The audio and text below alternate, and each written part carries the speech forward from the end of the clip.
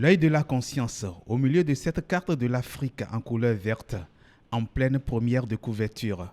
Voilà le clin d'œil fait au réveil du continent africain qui va émerveiller le monde entier. Voici le coup d'œil de la présentatrice de cet ouvrage de 307 pages. Qui comptera donc et racontera bien sûr au Fils du Soleil les grands triomphes des ancêtres africains. Je parle bien sûr de nous. Et ce n'est pas moi qui le dis, je porte la voix de l'auteur. Titre du livre, l'Afrique se réveille et le monde se merveille.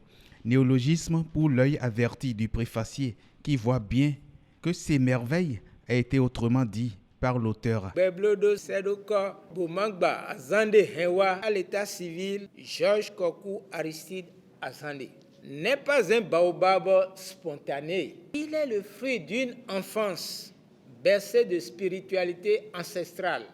Saint parti pour cette œuvre, tels les saints doigts de la main, explique l'auteur qui veut voir loin avec son sous-titre « Discours sur la désaliénation mentale en Afrique ». L'homme noir existe, ça fait 200 000 années, alors que le blanc n'existe qu'il n'y a que 20 000 ans.